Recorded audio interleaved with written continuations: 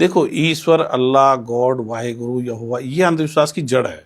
जब तक आप इनको मानोगे तो फिर आप जन्नत जन्म या स्वर्ग नरक को मानोगे, फिर आप अगले जन्म को मानोगे, तो फिर वो सारी चीजें वो फिर सारी की सारी आ जाती है, फिर एक सर्कल चलता हाँ। तो रहेगा। ये जड़ को जब तक खत्म नहीं करेंगे, ईश्वर, अल्लाह, गॉड, ये कल्पना है, ये कोई शुरुआती कल्पना भी नहीं है। ये मानव सभ्यता में अधपर में कल्पना आई है कि एक ईश्वर, अल्लाह, गॉड कोई होता है। क्योंकि शुरुआती मानव सभ्यता में तो था भाई, जल देवता, वायु देवता, सूर्य देवता, अग्नि देवता, इस तरह से थे। तो ये जड़ को काटना है। प्रकृति की पूजा होती थी शुरू में। हाँ, प्रकृति की प्राकृतिक चीजों को, लेकिन उनकी पूजा की जरूरत नहीं है। एक्चुअली उनको समझना है, अब सूर्य में हाइड्रोजन संलयन करके हीलियम बन रहा है, और उसको पूजने का कोई फायदा नहीं है। वो तो वैसे भी तो उसको तो विज्ञान के द्वारा समझो, जरूरत है वो मिल ही जाएगा। तो वो समझने की जरूरत है। ये जो जैसे हम नदियों की बात कर रहे हैं या सूरज की बात कर रहे हैं, जो प्रकृति पूजा की बात कर रहे हैं, पेड़ों की, तो मेरे ख्याल से उसका मुख्य मकसद ये था कि इनकी सुरक्षा करो, इनका विनाश मत करो, क्योंकि इन्हीं से हमें खाने पीने रहने की सारी चीजें, ऊर्जा मिल रही हैं। शायद इसलिए उनकी पूजा करते होंगे। धीरे धीरे वो ईश्वर में तब्दील वो पहले भी कोई विज्ञानवादी नहीं थे, वो तो अपने हिसाब से ही करते। कोई किसी धर्म ग्रंथ में लिख दिया कि भाई ये फलाने जगह जमजम का पानी पवित्र है तो इसलिए पूज लिया, किसी के ग्रंथ में लिख दिया गंगा पवित्र तो इसलिए कर लिया। वो कोई ऐसा इसका वैज्ञानिक उनके पास कोई तथ्य नहीं थे।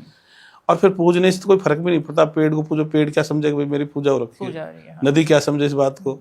तो अगर मान लो संरक्षण करो, इसका तो जलवायु का संरक्षण होना चाहिए, न कि मतलब पर्यावरण का संरक्षण की जरूरत है, न कि पूजा पाठ की।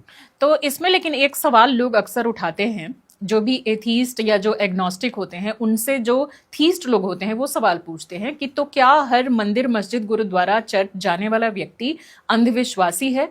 क्या अंधविश्वास और आस्था में एक लकीर नहीं है?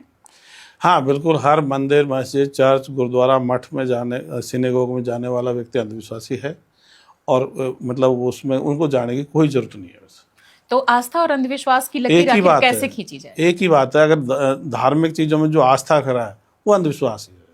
आस्था भी यानी पूरी तरह से आप अंधविश्वास मानते हैं? आस्था का मतलब अगर आप उसको जोड़ो भी, धार्मिक मामलों में आस्था रख रहा है, वो अंधविश्वास है।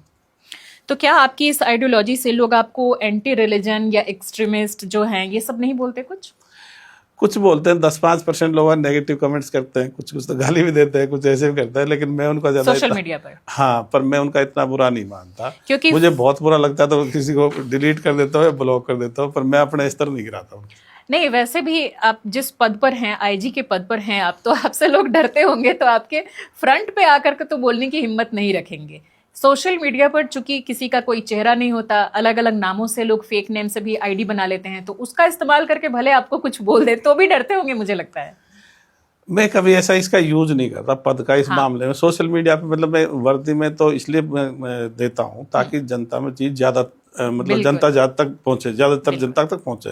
अन्यथा मैं इसका कोई ऐसे उपयोग नहीं कर रहा कि मैं किसी को दबाने के लिए, धमकाने के लिए उपयोग कर रहा हूँ, ऐसा मेरा कुछ नहीं। नहीं, आप नहीं करेंगे, सामने वाला खुद ही सोचेगा कि अच्छा अगर मैं इंटरनेट पे भी कुछ करता हूँ तो ट्रैक ना हो जाए मेरा आईपी एड्रेस, या कुछ मेरे ऊपर कार्रवाई ना हो जाए। एक खौफ तो रहता ही है वर्दी और उस पोस्ट का। हाँ, रहता होगा। वैसे भी अपने देश में IAS IPS के भी लोग इज्जत से देखते हैं, काफी इज्जत करते हैं इन पदों की, और उनकी बात को तवज्जो देते हैं। मैं बता दूं, शुरू में तो मैं मेरे मतलब DP पे अपनी फोटो भी नहीं लगाई, मैं विचारधारा को लेकर के उसका फोटो ही लगा था।